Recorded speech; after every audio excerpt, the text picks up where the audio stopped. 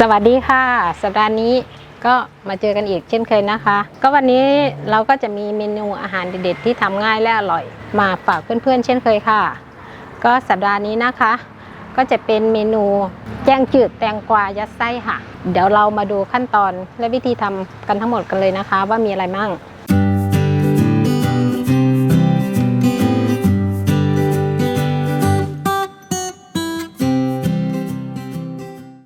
ส่วนประกอบทั้งหมดก็จะมีแตงกวานะคะเราก็ปอกเปลือกแล้วก็ควานเอาไส้ออกหมูสับ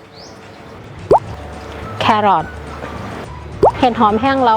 ล้างน้ำแล้วก็มาแช่น้ำไว้นะคะบางคนก็อาจจะต้องใส่เห็ดหอมสดอันนี้ก็จะเป็น3เกลือสำเร็จรูปนะคะ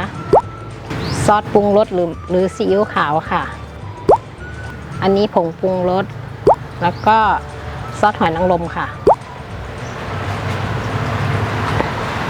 เดี๋ยวเรามาเริ่มขั้นตอนและวิธีทำกันเลยนะคะอันดับแรกเราก่อนที่เราจะหมักหมูเดี๋ยวเราเอาน้ำใส่หม้อต้มน้ำไว้ก่อนค่ะเปิดไฟนะคะก็ใส่น้ำประมาณครึ่งหม้อนะคะแล้วก็ปิดฝาไว้ก่อนเลยเดี๋ยวเรามาทำการหมักหมูก่อนนะอันนี้หมูสับค่ะใส่ซอสหอยนางรม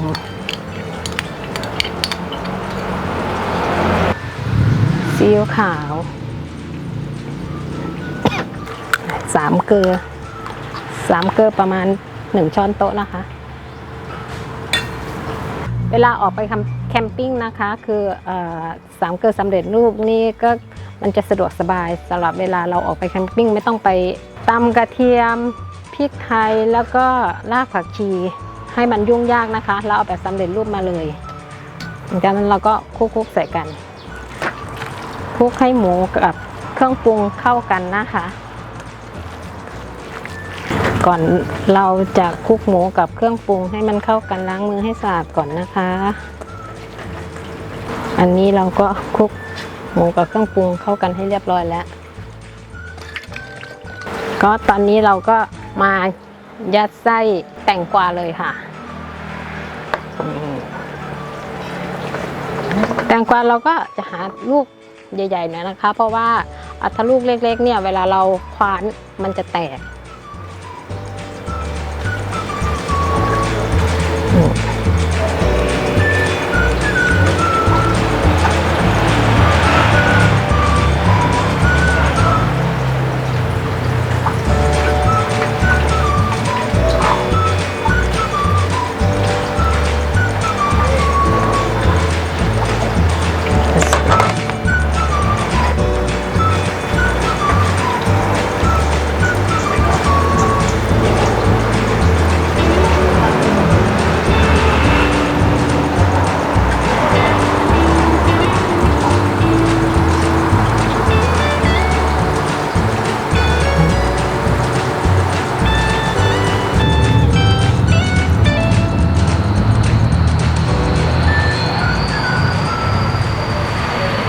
อันนี้เราก็จะใส่เรียบร้อยแล้วนะคะน้ำก็เดือดพอดีเลย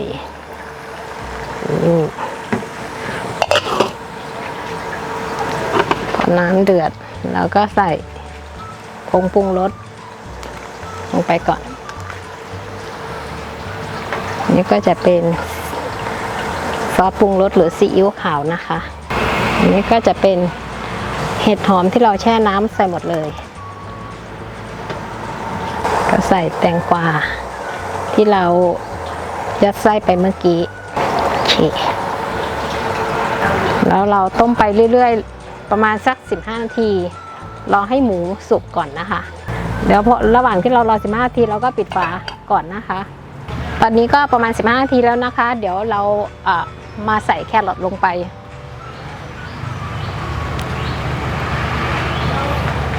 แล้วก็ปิดฝาไว้อีกประมาณสัก5นาทีต้มต่อไปอีก5นาทีค่ะตอนนี้เราต้มต่อเนื่องไปอีก5นาทีคาดว่าน่าจะสุกแล้วเดี๋ยวเราลองตักขึ้นดูกัน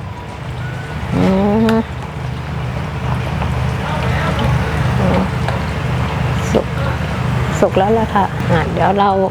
ปิดเตาแล้วก็ ตักใส่ชามพร้อมเสิร์ฟเลยนะคะ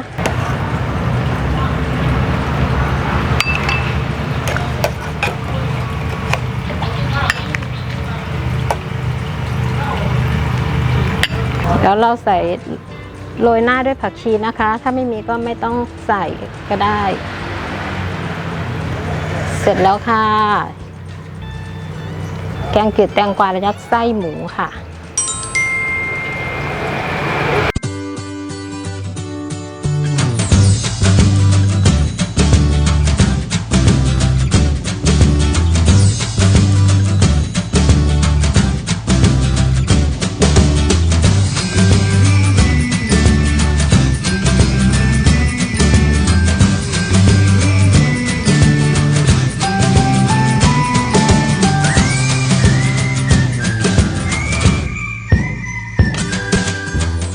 อันนี้ก็เสร็จเรียบร้อยแล้วนะคะปกติคือเราจะเห็นแต่เมนูมะระยัดไส้จะเกิดปัญหาตรงที่ว่า